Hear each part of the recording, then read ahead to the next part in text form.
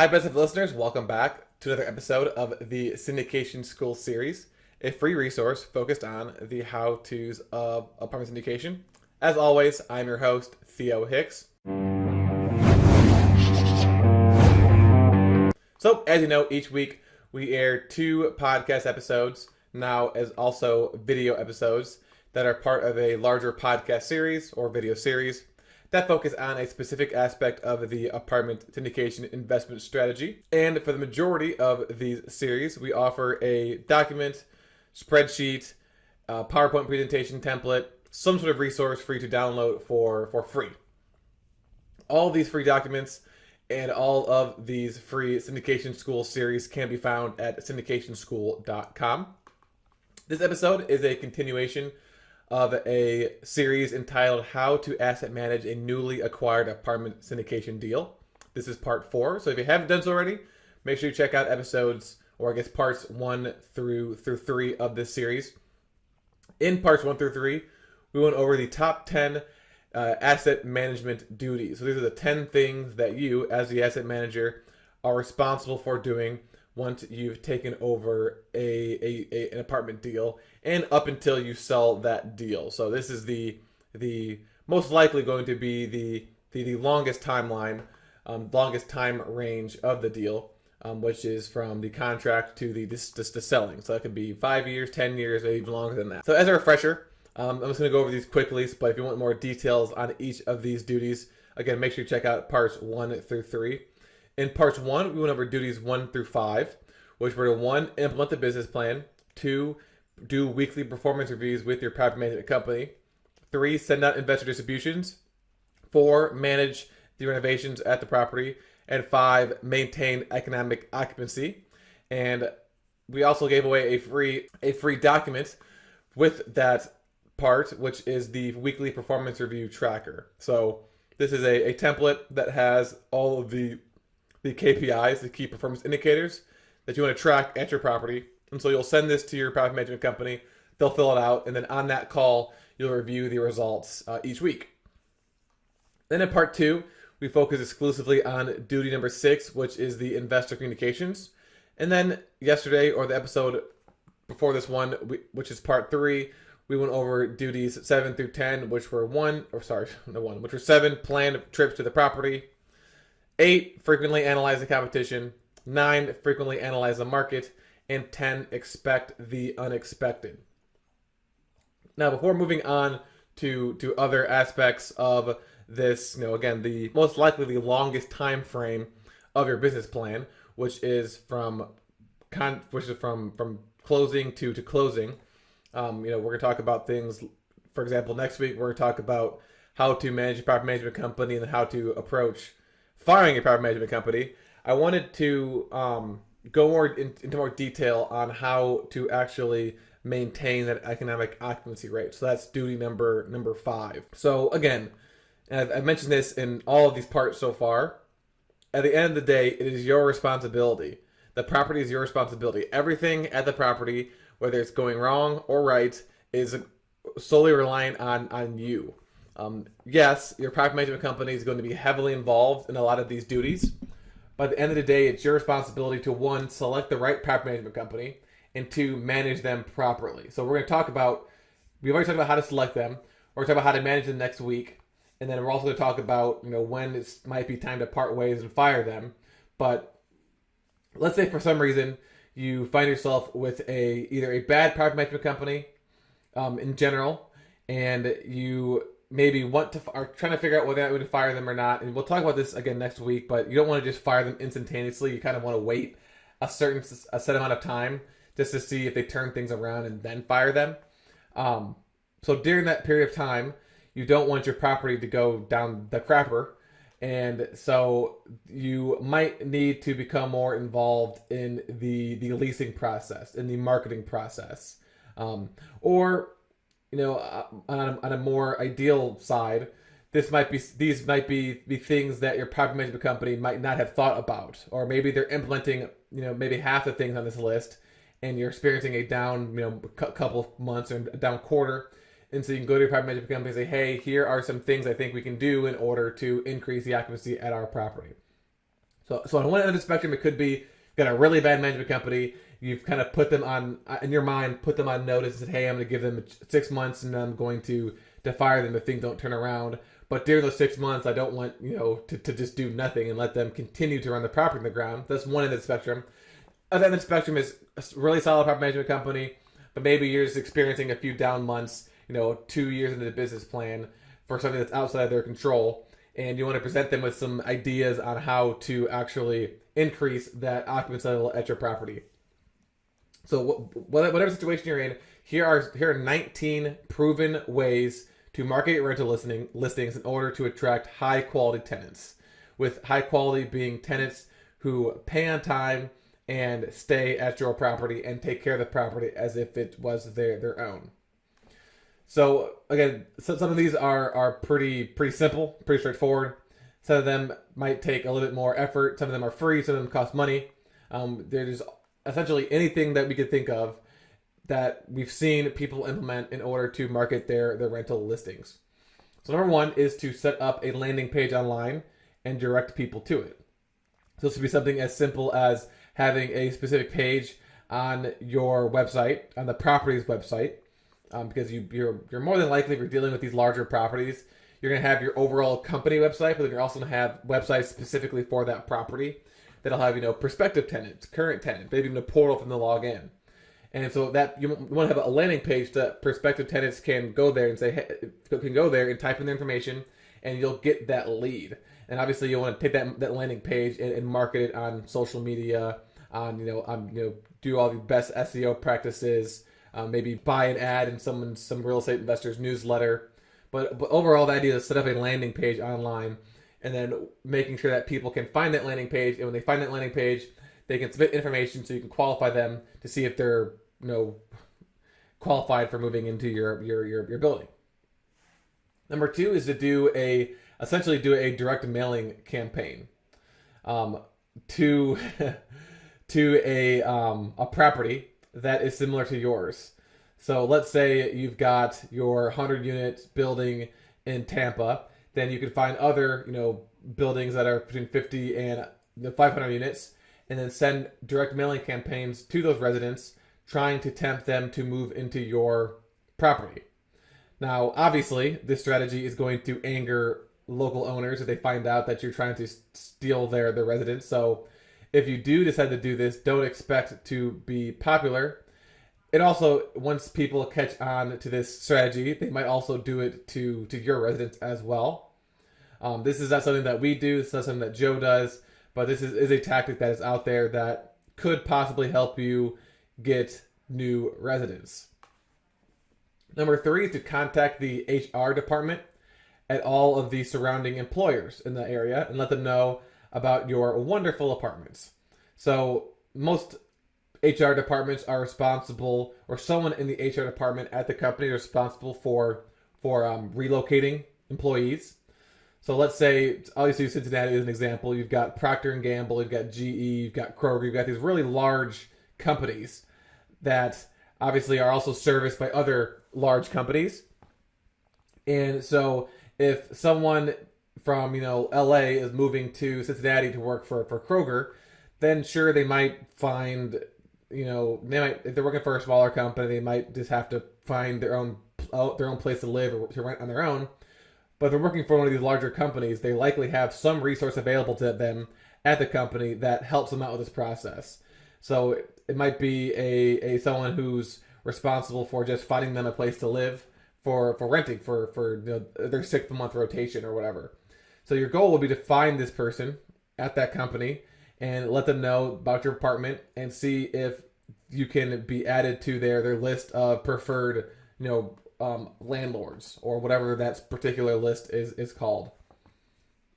And you can find, it's pretty easy to find the contact information of these people. One, you could just call the general phone number of the company and ask to be directed to HR, or you could go to somewhere like LinkedIn and find out who is actually in HR at that company.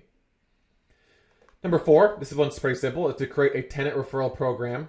So you can post letters to residents' doors or send them emails saying that, hey, if you refer a tenant to us and they end up moving in, then once they sign the lease, we will give you $300. $300 is pretty standard. Unless obviously the lease is like $500, then you might want to reduce that to like $100. Number 5 is set up an open house and invite members of the local community to attend. This works best if you're unveiling something new.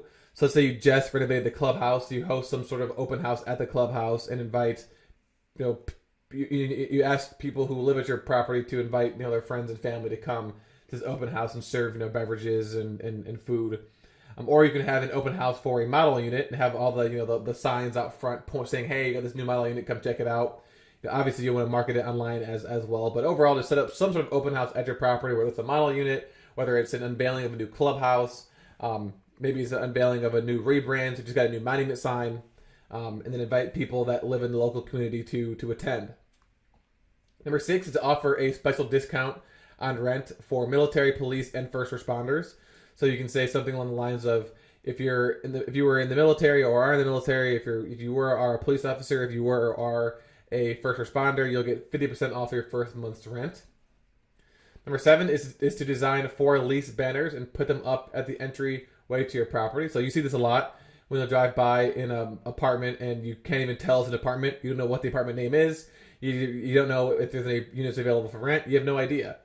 Whereas other ones, you'll see they'll have the red, white, and blue those red, white, and blue strings with little flags attached to it. They'll have big arrows pointing at their property. They'll have big signs and big red letters that say units, 1 and 2 bedroom units available. Maybe they'll talk about some sort of special that they're doing. So we know which property you think is going to get more foot traffic, the one that's invisible or the one that has all these bells and whistles that are pointing people to that property. Number 8 is to create a corporate outreach program. So if your apartments would make a good corporate housing for, let's say, executives or workers that are new to the area, then you will want to reach out to corporations and see if you can get on their preferred landlord list. So this is a little bit different than the HR, because this is more of like a one-off basis. But if there's a not necessarily an actual Kroger or GE or P&G, but an actual company that focuses on reaching out to corporations and placing high executives or workers that are moving to the area into places to rent. You want to build a relationship with that company, so that instead of having to talk to individual human resources officers, you can just talk to this one company and they can, they're kind of like your nexus for all the major companies in the area. Number 9 is to design and place flyers at local establishments where there's a lot of foot traffic. So make one-page flyers that talk about your property and how it's available for rent, and then drop those off at laundromats, hair salons, nail salons, restaurants, anywhere that has those little tables that allow people to drop off business cards. Number 10 is to purchase ads and place them in local newspapers. Again, this is kind of demographic specific. If you're obviously trying to attract millennials, then newspapers might not be the best way to go, but instead you can place ads somewhere else. We'll get into that a little bit later. Number 11 is to post a listing to Craigslist, Zillow, Realtor.com, Apartments.com, Rentals.com, and all of those other rentals, all other online rental listing services. So rather than just, in addition to everything else, make sure that you're posting your listings to all these free resources online. It takes, you can just create one listing, the same description for all the listings, same pictures, and just copy and paste that to all these different online portals. 12 is to partner with a real estate agent, or if you have your license, then I guess you're that agent. And the purpose is to post your deal on the MLS. So it is possible to have an agent sell or help you buy a property, but it's also possible to have them help you rent a property. And I think they maybe take like half the first month's rent. But there's a section on the MLS for rentals. And that's one way to advertise your units. 13 is to create a Facebook advertisement. So again, I guess it's going to be demographic specific, but Facebook advertising allows you to hyper target a user based off of very specific criteria. So you can say, age, location, job, income, interests, and you can figure out, okay, so what are those criteria for my ideal tenant? Create a Facebook ad with pictures of your property, maybe some sort of highlights that or recent development at the property, and then mention it's for rent. Make that ad, and hopefully it gets in front of as many of your preferred tenants as possible. 14 is to create a Facebook page for your rental business. So this is a more of a longer term strategy, and this could be for your rental business or for the actual property. But either we should be ideally both. So create a Facebook page for your actual business, and then create a Facebook page for each of your individual properties, and then brainstorm ways to post content there on a weekly basis. So if you're hosting weekly resident appreciation parties, take a bunch of pictures and post those online. Once your new management sign's installed, take a picture, post it on Facebook. Once you painted the property, once you've installed the dog park, once you've completed the model unit, once the playground equipment's come in. Essentially, anything that happens, take pictures, post it on Facebook, and over time you'll generate a following from tenants who already live at the property, and then their friends will see that they are a part of this group. They'll join, and ideally over time you're able to just post rental listing there, and then your tenants and the friends of the tenants will either see that and rent it themselves or share that on their own page to attract more tenants to the property. 15 is to pay close attention to what is nearby and cater to that audience. So again, it's kind of vague, but your marketing strategies are going to be different for if colleges are nearby, right? Because then you might want to put flyers on those little bulletin boards throughout campus. If there's military base, there might be a specific person there you can talk to. Large corporations, same things. But the type of advertisement is going to be different for someone who's in college versus someone who's at a military base, because someone who's in college is going to want something a little bit different out of their living experience than someone who's in the military or someone who's a VP at a company. 16 is again, this is pretty simple but and obvious, but still pretty important, which is to provide good old-fashioned customer service. So for the people that already live there, be responsive and timely with any requests that they have or any questions that they have. You don't necessarily have to be a marketing wizard and get hundreds of responses from your marketing pieces in order to get someone to live there. And even if you do, and they do move in there, and you're not picking up your phone when they call, and again, this is you, your team, someone on your team is not picking up the phone, someone's not responding to the emails, then they're either not going to stay, and they're not going to recommend your property if they move in there, or if they have all these questions before moving in, you're not answering them, they're obviously not going to move in the first place. So just providing good old-fashioned customer service is also a great way to increase your occupancy. Number 17 is to this is an interesting one. So call all the residents who have already told you that they plan on moving out at the end of their lease and figure out why they're leaving. So let's say Billy Bob Joe reaches out and says, "Hey, I'm moving out at the end of my lease, which is in 60 days or whatever." And you reach back out and figure out exactly why they want to leave. What's the issue with the unit, and see what you can do to convince them to stay. So maybe it's something like they want to move to a different unit because they want to either upgrade or downgrade. Maybe there's something in the unit that they don't like that they want upgraded, like there's white appliances, they want stainless steel appliances, or like an accent wall or something. And then something else you can do too is explain to them the costs associated with moving. So obviously give them something, but also say, hey, if you move out, you do know that you're going to pay a new security deposit. You're most likely going to hire a moving company to move all of your stuff from here to there. There's going to be cleaning costs for actually cleaning this unit. You might have to buy new furniture if you're upgrading or downgrading units. So it's going to be pretty expensive to move. And so this overall conversation, make sure this happens 60 to 90 days before the end of the lease, because this most likely isn't going to work if they're moving out next week. So give them some time. And again, figure out why they're leaving, and then see if there's something you can do to attract them and keep them at the actual property. Number 18 is to send marketing packages and gift baskets to preferred employers surrounding your property. So preferred employers would be companies who employ your ideal tenant demographic. And this is something well, you'd be surprised at how effective these gift baskets can be. And essentially you just want to create a gift basket with wine in it, or cookies or chips or whatever. and then either give that to the person at this place, or the HR person or the corporate outreach person, and thank them for helping you get residents at the property. That's kind of that's a gift basket approach. The marketing package approach would be kind of something similar, where you've got a box full of flyers, and attached those flyers are like a sucker or something. Something that people will pick up, take the sucker, read about your property, and potentially move in there. But the gift basket approach is great because that person is more likely to send a resident your way than someone who didn't give them some gift basket, some goodie. And then number 19 is to reach out to old leads that you receive. So obviously you got leads coming in, qualified or unqualified, and then a percentage of those leads move in, a percentage of those leads kind of just die out. You never hear from them again. So every 90 days, reach back out to those leads that died out to see if you can attract some of those people to move into your property. So those are the 19 proven ways to increase economic occupancy, to maintain and increase economic occupancy at your apartment community.